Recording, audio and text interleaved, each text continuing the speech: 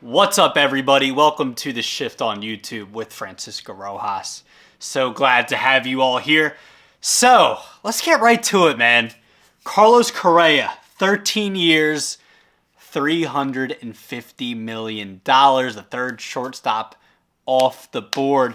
Turner, Bogarts, Correa, Dansby Swanson. I want to get to Dansby Swanson towards the end of the video, but we got to talk about the San Francisco Giants and Carlos Correa. Look, 28 years old. By the time this contract is up, he will be 41 years old.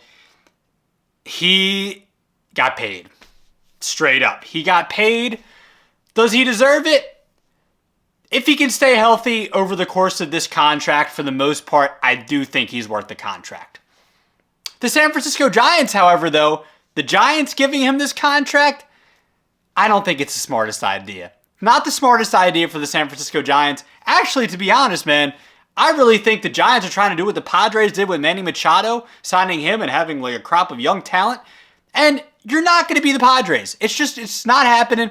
The Giants are they still trying to live in 2021 where they had caught lightning in a bottle and had pretty much the craziest season you could ever get from guys having like Brandon Crawford and Brandon Belt out of nowhere, Evan Longoria before he got hurt, like out of nowhere having career years almost. You get the point. The Giants thing, I don't know what the Giants are doing, man. But like to me, the way I see it, the Giants are kind of showing you how not to run a franchise. Like they're trying to keep their fans happy by signing a big name. But at the same time, this is not going to lead to winning, man. This is not going to lead to winning. The Dodgers and the Padres. Now the Dodgers sort of kind of have some work to do, but I still have the Dodgers miles ahead of the Giants. The Padres just coming off a year, they made it to NLCS, and I still think they're a very good team. They're definitely a playoff team, easily above them. The Diamondbacks, now they had a terrible year, but they have a crop of good young players. Corbin Carroll, we saw him last year, the potential he has. Not that the Giants don't have potential in some of their players, but the Giants aren't there, man. Like when the Padres got Manny Machado, like they had Cronenworth, Tatis, and they have a GM who knows what he's doing. The Giants do not. From what I've seen, look, and if you're a Giants fan out there and you're a team that you're a fan that follows the team every day, I would love to hear from you. Look, I follow baseball all the time. I love baseball. But look, you can see by the shirt. I'm following the Phillies every day. I know the Phillies, day in and day out. But the Giants, I don't. But I would love to hear from you Giants fans what you think of the Correa deal, what you think of the direction of the franchise. I don't think it makes sense, man. Like, cool, they got a name, and they're throwing big money at guys, but it just doesn't make sense. Like, Correa gets 13 years, $350 million. Ross Stripling, like, he was good in 2022, but he's had injury issues, and that first half of 2018, where he was one of the best pitchers in baseball that year, that was 2018. That was almost 5 years ago. That'll be 5 seasons next year, okay? That was a long time ago. You got Sean Manaea, who I don't think is as bad as some people might say he is, but it still didn't make sense to me. Stripling, Manaea, like, okay, you lost Rodon, but you go out and you get Manaea, Ross Stripling. That doesn't make much sense to me. We knew they weren't going to sign Rodon, but it just didn't make sense to me, man. It just didn't make much sense.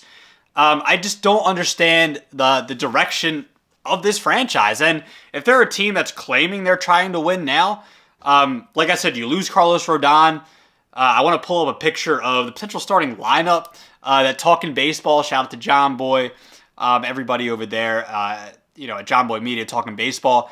Like the lineup, Thairo Estrada, young player, showing a little bit of potential. Mike Yastrzemski, he's been decent, been a good player throughout his career, but I don't think he's the type of player that the Giants think he's going to be. And he's 32. Like, he's not getting any younger. I like him, but for the Giants, what they want him to be, one of their star hitters, I'm not seeing it. Correa has, look, he's coming off a year, had one of the highest OPS pluses of his career, but, a season where very good season, but Correa's had injury issues in the past. He hasn't been able to stay healthy all that much. I mean, look, he got his money. Shout out to him. He got his money. Jock Peterson's had an up and down career. Look, I'm reading 1 through 9. Jock Peterson, up and down career, coming off a 144 OPS season, 23 home runs. I don't love him as a cleanup hitter. Like, he's fine, but this, to me, this screams mediocre team, mediocre lineup. Mitch Haniger, good hitter when healthy, not getting any younger, and you know, he's coming off a season where he couldn't stay healthy. Mitch Haniger, Brendan Crawford, 35 years old. You know, career year 2 years ago, but that was just out of nowhere. No, I like Brendan Crawford, but J.D. Davis, what do they expect from J.D. Davis to be? Lamont Wade Jr., look, had a bunch of clutch home runs a couple of years ago now in 2021. You know, it's going to be the 2023 season. And then Joey Bart, we'll see what he has. You know, highly touted prospect. I don't understand what the Giants are trying to do, is all I'm saying. Like, their bullpen wasn't all that great last year. You know, Camilo Doval, really good reliever. I like him, nasty stuff. But I just don't understand what the Giants are trying to do. It's not like they have a top 5 farm system. They're middle of the pack. I checked this morning on Fangraphs, 13th ranked prospect in baseball. I don't know what direction they're trying to go. Like, yes, the Phillies have shown you can get that wild card spot and you can get to the World Series, but even then, man, like, you don't want to be just looking at what the Phillies did and being like, oh, that's what we have to do. Let's just hope we can sneak in the playoffs and then we'll make a run. Like, yeah, that can happen, but that's not how you should want to look to build your franchise. So this Correa deal just doesn't, coming back to the Correa deal, like, it just doesn't make sense to me if I'm a Giants fan. If I'm a Giants fan, like, look, for Correa, he gets his money. And the one good thing I did want to mention about this is that, you know, people are talking about is the rivalry with the Dodgers. It's going to be awesome. It is going to be awesome. From that point of view, it is going to be awesome. You know, when the San Francisco Giants travel to LA, or even at Oracle Park in San Francisco. Dodger fans that come to San Fran to boo Correa. Like, that's gonna be fun. That aspect is gonna be awesome for baseball. But I'm just talking about, like, the optics for me, looking at the Giants, looking at what they're doing by signing Carlos Correa, doesn't make much sense to me. Cool, you get a marquee player. He's not Barry Bonds, though. He's not going to make 50,000 people show up to watch it hit into McCovey Cove. Yeah, Correa, he is one of the bigger superstars in the game, and I guess one of the bigger villains with the whole Astros cheating scandal from 2017. But look, man, he's not Bryce Harper. He's not Shohei Ohtani. He's not Mike Trout. So and look, I from what I've seen with baseball, especially right here in Philadelphia, Bryce Harper, yeah, it's like, oh, we'll put the butts in the seats. But if the team isn't playing well, people aren't going to come out.